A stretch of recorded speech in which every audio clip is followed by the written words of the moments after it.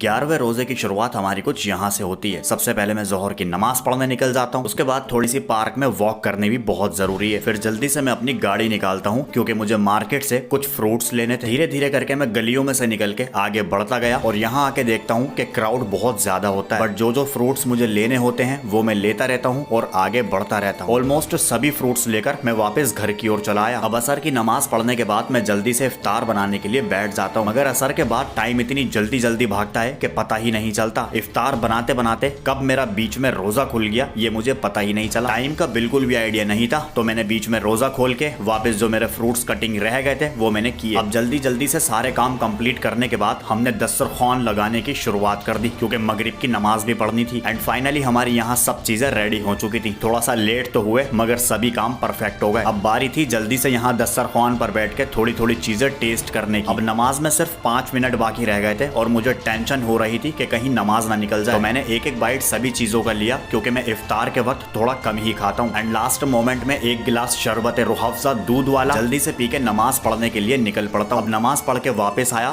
थोड़ी देर मैंने यहाँ बैठ के आराम भी किया। उसके बाद हमारी यहाँ चाय भी रेडी हो चुकी थी। चाय पीने के बाद असली सुकून मिलता है। फिर मैं खड़ा हो जाता हूँ, थोड़ा वजू बनाता हूँ, कुछ नफली नमाजें पढ़ता हूँ जो कि बीच बीच में पढ़ते रहना बहुत ज्यादा जरूरी है। अब नफली नमाज अदा करने के बाद बारी थी दुआ की। एंड दुआ मैंने किसी और के लिए नहीं बल्कि पैलेस्टीन के लोगों के लिए की, और आप सबसे भी रिक्वेस्ट है कि आप भी वहाँ के लोगों के लिए दुआ करें। फिर मैं कुरान शरीफ पढ़ने बैठ जाता हूँ। अब कुरान शरीफ पढ़ने के बाद ईशा में 20 मिनट बाकी रहते हैं, जो कि मैं सोचता हूँ कि थोड़ा आराम कर लिया जाए। अब यहाँ तक आ गए हो तो सब्सक्राइब कर लेना।